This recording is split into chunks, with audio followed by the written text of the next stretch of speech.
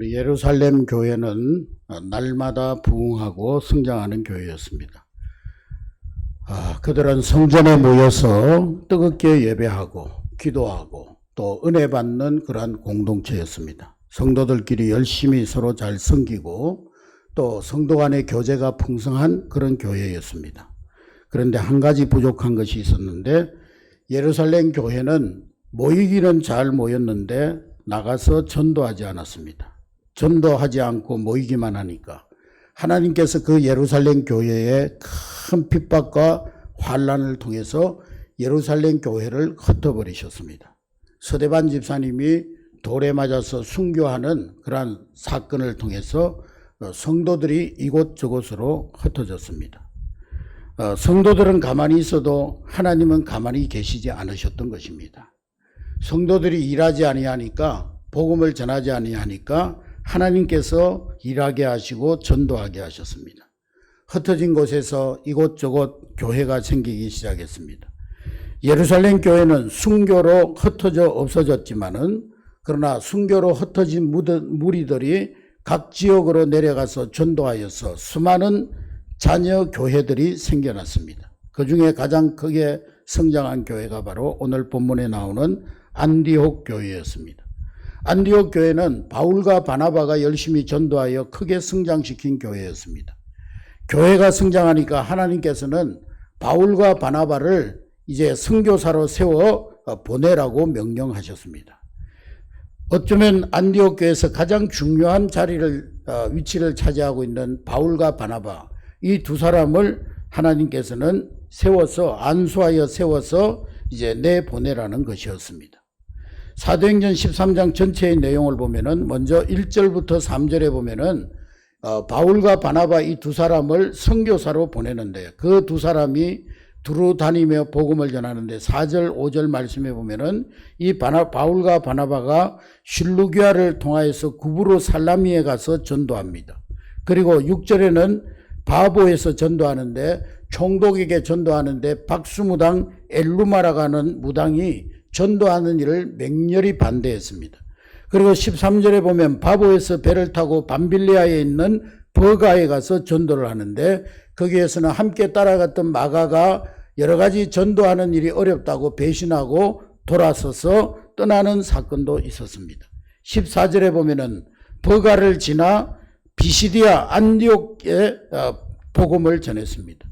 그런데 유대인들이 모이는 회당에 들어가서 회당장을 대신하여서 말씀을 전하는데, 바울이 그곳에서 유대인들에게 하나님께서 예수님을 우리 민족에게 보내주셨는데, 우리 민족의 다윗의 자손으로 예수님을 보내주셨는데, 그것도 모르고 우리 민족은 예수님을 십자가에 못 박았다고, 예수님을 죽이는 죄를 저질렀다고 유대인을 꾸짖었습니다.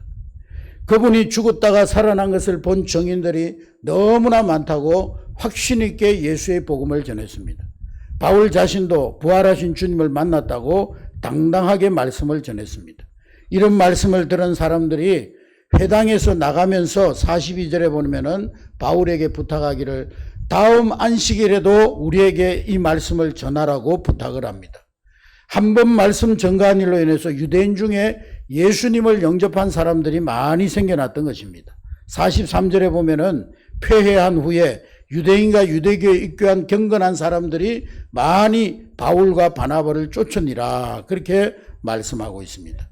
그때 바울과 바나바는 그들을 향하여서 항상 하나님의 은혜 가운데 있으라고 권면을 하였습니다. 다음 안식일이 되었는데 놀라운 일이 일어났습니다. 44절에 보니까 그 다음 안식일에는 온 성에 있는 사람들이 거의 다 회당으로 몰려와서 하나님의 말씀을 듣고자 하여 모였더라 그랬습니다. 얼마나 기적적이고 긍정적인 반응입니까? 그런데 그 가운데서도 부정적인 반응도 일어났습니다. 45절에 보면은 유대인들이 그 모인 무리들을 보고 시기가 가득해서 바울의 말한 것에 대해서 변박하고 비방했다 그랬습니다. 바울이 복음을 전하니까 어떤 사람들은 그 복음을 듣고 마음을 치며 회개하며 하나님께로 돌아와 구원 얻는 놀라운 역사가 일어났는가 하면, 어떤 사람들은 그 복음을 반대하고 그 하나님의 말씀을 대적하고 그 하나님의 말씀에 대해서 비방하는 사람들이 있더라는 것입니다. 45절에 보면 어떤 무리들은 변박하고 비방하고 그들은 예수를 믿지 않는 것으로 자처했습니다. 바울과 바나바가 담대히 말씀을 말하여 가로되 하나님의 말씀을 마땅히 먼저 너희에게 전할 것이로되 너희가 버리고 영생 얻음에 합당치 않은 자로 자처하기로 우리는 너희들에게서 떠나 이방인으로 가서 복음을 전한다 그랬습니다. 47절에 보면은 바울과 바나바는 내가 너를 이방의 빛으로 삼아 너로 땅끝까지 구원하게 하리라. 하나님이 우리를 이방의 빛으로 삼으셨다고 말씀하셨습니다. 유대인들이 복음을 버리고 복음을 대적하니까 하나님께서 이제는 그 유대인들을 떠나 이방인으로 가서 복음을 전하라고 명령하셨다는 것입니다. 이방인들은 그 복음을 듣고 기뻐하고 그리고 중요한 말씀이 등장하는데 47절 말씀해 보니까 47절 우리 다 같이 읽습니다. 시작. 주께서 이같이 우리에게 명하시되 내가 너를 이방의 빛으로 삼아 너로 땅끝까지 구원하게 하리라 하셨느니라 하니 50절 시작. 이방인 이에 유대인들이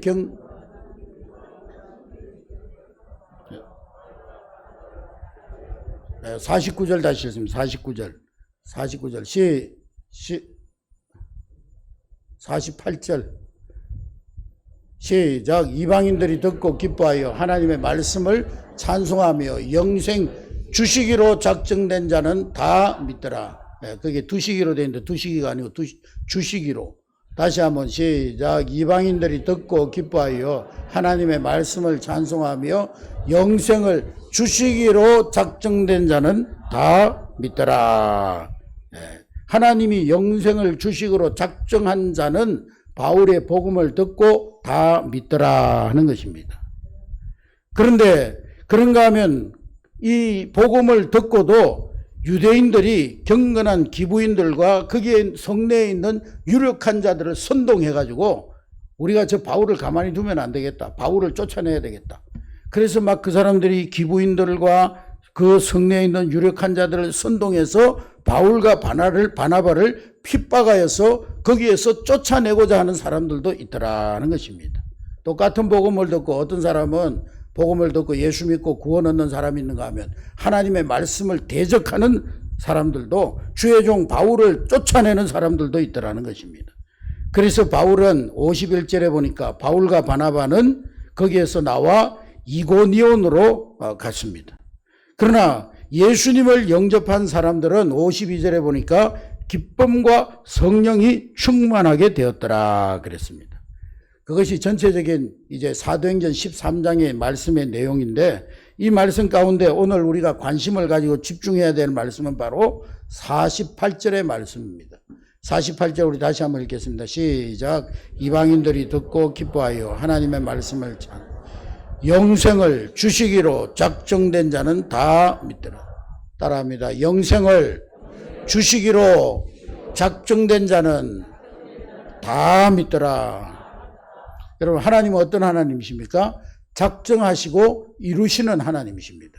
따라합니다. 하나님은 작정하시고 이루시는 하나님이시다. 아브라함에게 하나님께서 두 가지 꿈을 주셨는데 그 꿈을 하나님께서 다 이루셨습니다. 네가 가나안 땅을 차지하게 될 것이다. 그리고 네 후손들이 하늘의 별과 같이 바닷가의 모래와 같이 장대케 되리라. 이 아브라함의 후손들은 하나님이 약속하신 대로 가나안 땅을 차지했고 오늘날 아브라함의 후손들이 세계 열방에 흩어져 살고 있습니다. 요셉에게 하나님께서 꿈으로 국무총리가 되는 꿈을 꾸게 하셨습니다. 요셉이 하루는 꿈을 꾸는데 해와 달과 별이 그리고 11별이 자기 별에게 절하는 꿈을 꿨습니다. 아버지, 어머니 그리고 형제들이 자기에게 절하는 꿈입니다. 그런데 하나님께서 요셉을 통해서 그 꿈을 이루어 주셨습니다. 요셉이 총리로 있는 애굽에 자기 부모님들과 가족들이 다 형제들이 다 와서 요셉 앞에 절을 하는 그런 일들이 이루어졌습니다. 하나님은 이같이 꿈을 주시고 작정하신 것을 이루어 주시는 하나님이십니다. 다시 한번 하겠습니다. 하나님은 작정하신 것을 이루어 주시는 하나님이시다. 할렐루야. 하나님께서 우리 한례교회를 통해서 이 지역과 민족과 세계를 복음화하는 놀라운 비전과 꿈을 주셨습니다. 분명히 하나님께서 이 꿈과 비전을 이루어 주실 줄로 믿습니다. 최소한 우리 한내교회를 통해서 우리 보령의 10만 인구 가운데 10분의 1, 10,000명 이상을 구원하게 하는 꿈을 우리 한내교회에게 주셨습니다. 꿈을 주신 하나님 반드시 그 꿈을 이루어 주실 것입니다. 그런데 오늘 본문에 보면은 하나님이 영생을 주시기로 작정한 사람이 분명히 있다는 거예요. 반면에 도저히 구원받을 수 없는 그런 사람들도 있다는 거예요. 영생을 주시기로 작정한 사람이 있는데 구원받을 수 없는 것 같을 사람이었는데 하나님이 영생을 주시기로 작정한 자가 있다는 거예요. 바울 같은 사람 보면은 바울은 예수 믿는 사람들을 핍박하고 교회를 핍박하고 예수 믿는 사람들을 잡아 죽였던 사람. 그가 다메섹으로 예수 믿는 사람들을 체포하러 가던 도중에 강력한 빛 가운데서 부활하신 주님을 만나게 되고 그 주님 앞에 꼬꾸라져서 예수 믿고 구원 얻게 되어졌습니다. 그리고 하나님께 붙들려서 이방인의 사도가 되었습니다.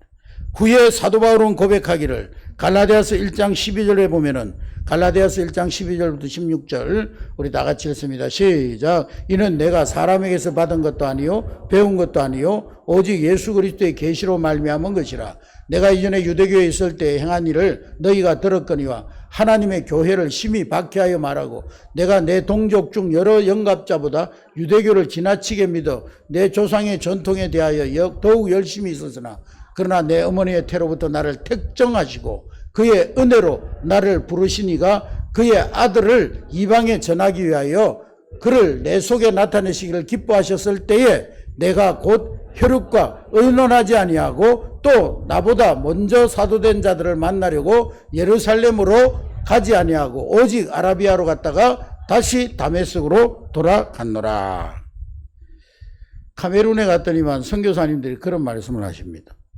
그 카메룬의 교회에 전도되어서 나온 사람들 가운데 어떤 사람은 이슬람 가정에서 태어나서 그 가족 전체가 이슬람 교도고 아버지는 심지어 이맘, 우리 기독교로 말하면 목회자인데 이슬람의 목회자인데 꿈에 하나님이 자신에게 나타나셔서 예수님이 나타나셔서 자기를 부르셔서 자기가 기독교로 개종한 그런 사람이 있다는 말을 들었습니다.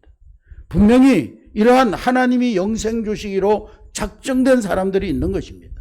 사람이 상상할 수 없는 방법으로 하나님이 구원하시는 그런 사람들이 있다는 말씀입니다. 분명 하나님은 바울을 작정하셨습니다. 그래서 하나님은 이 초자연적인 역사를 통해서 바울을 구원하셨던 것입니다. 반대로 구원받을 것 같은데 구원받지 못하는 사람이 있습니다. 가룟 유다 같은 사람.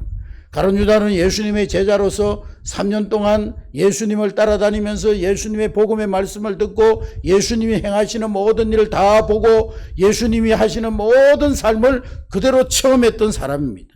그러나 그는 결국에는 예수님을 은 30에 팔아먹고 말았습니다. 그리고 나중에는 심지어 자살하고 말았습니다. 구원받지 못했습니다. 분명 하나님이 영생을 주시기로 작정된 사람이 있다는 거예요. 그런가 하면 구원받을 자 같은데 구원받지 못하는 사람도 있다는 거예요. 제가 목회하면서 이런 분을 만나본 적이 있어요. 어떤 분이 와가지고 목사님 제가 50년을 교회 다녔는데 예수님이 내 죄를 위하여 십자가에 죽으셨다는 사실 믿어보려고 아무리 애를 써도 안 믿어진다는 거예요. 도저히 안 믿어진다는 거예요. 예? 교회도 열심히 다니고 봉사도 열심히 하는데 예수님이 나를 위해 십자가에 죽으셨다는 걸 좀 믿어졌으면 좋겠는데 애를 쓰는데 안 믿어진다는 거예요. 결국 그분은 50년을 교회를 다녔지만은 예수가 믿어지지 않는다고 고백하고 돌아가셨어요. 여러분 아무나 예수 믿는 게 아니에요. 하나님이 구원 영생을 주시기로 작정된 사람은 예수 믿게 되어져 있는 것입니다. 원산도에서는 어떤 할머니가 교회를 나왔는데 어떻게 나왔냐고 그랬더니 자기가 점을 보러 갔는데 무당이 그러더라는 거예요. 할머니는 예수 믿어야 문제 해결받는다고. 그러니까 교회 가야 되는데 왜 여기 왔냐고. 그러면서 점을 쳐주지 않고 교회 가라고 해서 교회 왔다고. 우리 교회 바로 밑에 사는 수연이 할머니가 있는데 그 할머니가 그렇게 와가지고 등록을 하셨어요.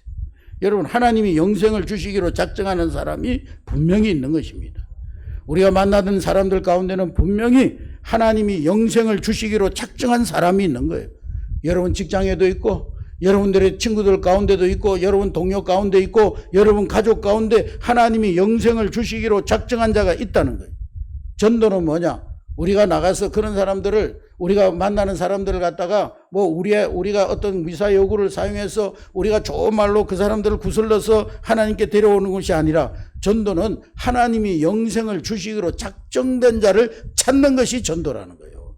따라하겠습니다. 전도는 하나님이 영생을 주시기로 작정하신 자를 찾는 것이다. 그러니까 메시지를 전해보면 알죠. 예수 믿어야 구원받는다. 그 메시지를 듣고 아멘하고 나오는 사람은 구원 얻기로 작정된 자요. 아무리 복음을 전해도 듣지 않는 사람은, 저번에 제가 말씀드렸잖아요. 예? 한내교회 제가 있을 때 계속 복음 전했는데도 듣지 않던 사람이 있었는데, 후임 목사님이 와가지고, 함동주 목사님이 가가지고 신방 가가지고 전도하는, 풍을 맞아가지고 썰어가지고 죽기 일보 직전인데 복음을 전하고 예수님 영접하라고 영접 기도를 하면서 예수님 이름으로 기도합니다. 아멘 그래야 되는데, 예수님 이름 따라하라고 예수님 이름으로 기도합니다. 아멘 그러라고 그러니까 의사방문수 그러더라는 거예요. 의사방문수 그러고 예수님 영접하지 않더라는 거예요. 여러분, 영생 얻기로 작정된 자만 구원 얻는 거예요. 할렐루야. 그런데 하나님은 영생 주시기로 작정하신 사람을 찾을 때 누구를 통해서 찾는가? 이미 구원받은 우리를 사용하신다는 사실을 깨달을 수 있기를 주의 이름으로 축복합니다. 이미 우리를 영생 주시기로 작정하셔서 우리를 구원하셔서 이미 구원받은 작정된 자, 그들을 부르셔서 아직 구원받지 못한 작정자를 찾으신다는 사실입니다. 그러므로 우리는, 나는 하나님이 다른 사람들보다 먼저 구원 주시기로 영생 얻기로 작정하여 구원받은 사람이라는 확신을 가질 수 있기를 주의 이름으로 축복합니다. 영적 자부심을 가질 수 있기를 주의 이름으로 축복합니다. 예수님이 땅에 오신 목적은 오직 한 가지, 영혼 구원입니다. 예수님은 어떤 정치적인 혁명을 위해서 이 땅에 오신 것이 아닙니다. 예수님은 어떤 이 세상의 경제적인 문제를 해결하기 위해서 이 땅에 오신 것이 아니에요. 오병이어의 역사를, 기적을 일으키시고 예수님은 제자들과 함께 산으로 도망가셨어요. 왜냐? 예수님이 오병이어의 기적을 일으키니까 사람들이 예수님 따라다니면 이제 경제적인 문제는 해결받겠구나 해가지고 막 그들이 예수님을 어떤 경제적인 왕으로 추대하려고 하는 움직임이 보였기 때문에, 예수님은 그것을 위해서 이 땅에 오신 것이 아니라 오병이어의 기적을 통해서 예수님은 하늘로부터 내려온 신령한 산떡, 이 떡을 먹어야 너희들이 구원받는다. 그것을 보여주기 위해서 오병이어의 역사를 일으키셨는데, 사람들은 경제적인 문제로 예수님께 접근했던 거예요. 정치적인 문제로 예수님께 접근했던 거예요. 그래서 예수님은 제자들과 함께 산으로 피해 도망가셨습니다. 여러분, 예수님이 이 땅에 오신 유일한 목적, 예수님이 이 땅에 오신 오직 하나의 목적은 영혼 구원이에요. 영혼 구원. 할렐루야. 하나님께서는 이 세상의 모든 사람들 중에 어느 한 사람도 멸망당하지 않고 다 천국으로 구원받기를 원하고 계심을 믿으시기 바랍니다. 그러므로 주님의 최후 명령인 이 영혼 구원이 우리의 최초의 관심사가 되어야 될 줄로 믿습니다. 우리 모두가 다 이 영혼 구원하는 일에 우리의 삶을 드리고 우리의 남은 시간을 드리고 우리의 남은 생명을 드릴 수 있는 여러분 될 수 있기를 주의 이름으로 축복합니다. 그럼 영혼 구원을 위해서 어떤 자세를 가져야 되느냐? 먼저 영혼 구원을 위해서 우리는 전해야 합니다. 따라하겠습니다. 전해야 한다. 오늘 바울과 바나바가 회당에서 복음을 전했던 것처럼 전해야 되는 거예요. 전할 때 영생 얻기로 작정된 자가 나타나는 거예요. 복음을 전할 때 영생 얻기로 작정된 자가 반응을 일으키는 거예요.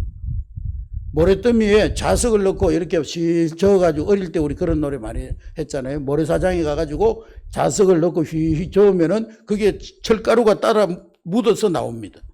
우리는 성령의 자석을 들고 말씀의 진함초를 들고 모래더미 속에 철분을 찾아야 되는 것입니다. 바울과 바나바처럼 찾아야 되는 것입니다. 그래서 우리는 오라는 곳은 없어도 갈 곳이 많아야 되는 것입니다. 두 번째로 복음을 전할 때 우리는 멸시천대도 감수해야 됩니다. 따라하겠습니다. 복음 전할 때 핍박도 감수해야 된다. 오늘 바울과 바나바는 복음을 전하다가 유대인들의 시기를 받았어요. 유대인들의 변박을 받았어요. 비방을 받았어요. 핍박을 받았어요. 그리고 유대인들로부터 쫓겨남을 당했습니다. 그래도 전도해야 되는 거예요. 우리가 복음 전하다가 시기를 당하고 변박을 당하고 비방을 당하고 핍박을 받고 쫓아냄을 당해도 복음을 전해야 되는 것입니다. 그리고 때로는 떠날 줄도 알아야 되는 거예요. 50절 말씀해 보니까 50절 우리 다 같이 읽습니다. 시작. 이때 유대인들이 경건한 기부인들과 그 신의 유족자들을 선동하여 바울과 바나바를 박해하여 그 지역에서 쫓아내니. 바울과 바나바는 그 지역에서 쫓겨났어요. 그러나 그들은 순교하기까지 죽기까지 복음을 전했습니다. 어떤 할머니가 병원에 입원해가지고 침대에 누워있는데 의사가 할머니는 도저히 병을 고칠 수 없습니다. 이제 집으로 돌아갈 수 없습니다. 건강한 몸으로 집으로 갈 수가 없습니다. 사형 선고를 받았어요. 그래서 이 할머니가 내가 죽기 전에 뭔가 보람된 일이 뭐가 있을까 생각해 보다가 내가 죽기 전에 영혼 구원하다가 하나님 앞에 가면 하나님께서 얼마나 기뻐하실까? 하나님께서 가장 기뻐할 것이다. 내가 이렇게 침대에 누워가지고 똥 싸고 오줌 누고 그러다가 죽는 것이 아니라 내가 비록 몸을 가누지 못하고 이 침대에 누워있지만은 하나님 앞에 가는 날까지 영혼 구원을 위해서 내가 사용돼야 되겠다. 그래서 침대를 길가 창문이 있는 쪽으로 옮겼어요. 그리고 백지에다가 성경 구절을 적어가지고 그 창문 너머로 한 장 한 장 던지면서 기도합니다.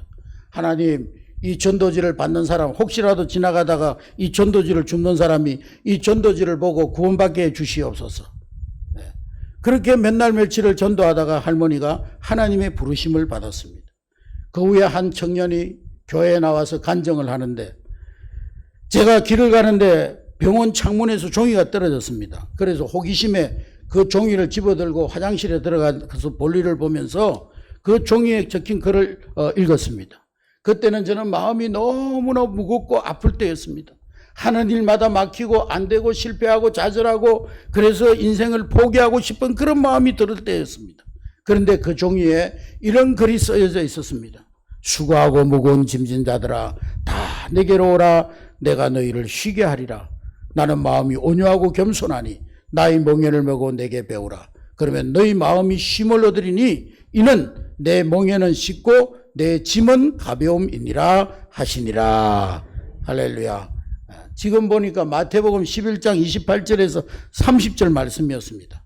나는 이 말씀에 큰 위로를 받고 나는 그날 교회를 찾아가서 예수를 믿기 시작했습니다. 아름다운 생애를 마친 할머니를 하나님이 얼마나 천국에서 반기셨을까 생각하니까 허무한 생각이 듭니다. 그 할머니는 가셨어도 내 마음속에 영원히 그 할머니는 살아계십니다. 그렇게 간증을 했다는 것입니다. 여러분, 하나님은 작정한 자에게 영생 주시기로 작정한 자에게 반드시 구원의 은혜를 주시는 줄로 믿으시기를 주의 이름으로 축복합니다. 할렐루야. 교회의 존재 목적은 다른 데 있는 게 아니에요. 교회가 뭐 다른 어떤 일을 위해서 이 땅에 존재하는 것이 아닙니다. 교회의 존재 목적은 오직 영혼 구원, 오직 천국 복음을 전하는 데 있는 거예요. 할렐루야. 대부분의 목사님들은요, 12월 말이 되면은 다음 해에는 우리 교회가 뭐 할까? 무슨 행사를 할까? 그런 생각을 하는데 어떤 목사님은 그런 고백을 하는 거예요. 나는 12월 달이 되면은 우리 교회가 다음 해에는 전도 말고 복음 전하는 일 말고 복음 전하는 일과 관계없는 무슨 일을 더 줄일까? 무슨 일을 더 줄여버릴까? 그리고 오직 복음 전하는 일에 집중할까? 그것을 생각하고 기도한다는 고백을 하는 것을 들었습니다. 여러분, 우리 교회가 복음 전하는 일만 잘하면 하나님께서 그 교회에 복을 주시고 그 성도들에게 크게 복을 주셔서 한 시대의 위대한 인물로 사용해 주실 줄로 믿습니다. 우리 2022년 후반기 이제 6개월 동안 모두가 다 이런 마음을 가지시기 바랍니다. 한번 따라하겠습니다. 나는 하나님의 소원을 이루어 드리는데 동참하겠습니다. 나는 하나님께서 영생 주시기로 작정한 사람은 반드시 구원하신다는 믿음을 갖겠습니다.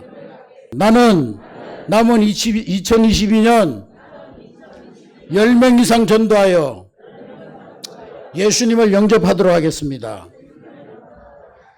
나는 천국에 들어갈 때 최소한 나 때문에 구원받은 영혼이 내가 이 땅에 살았던 연수보다는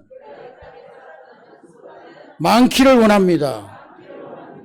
나는 전도를 못하면 전도를 위한 기도라도 하고 헌금이라도 하겠습니다. 할렐루야. 이러한 자세로 남은 2022년을 영생 주시기로 작정된 자, 찾아내는 일에 쓰임받고 하나님이 가장 기뻐하시는 일을 행함으로 하나님께서 가장 크게 복 주시는 은혜가 여러분 삶에 있게 되기를 주의 이름으로 축복합니다. 기도하겠습니다.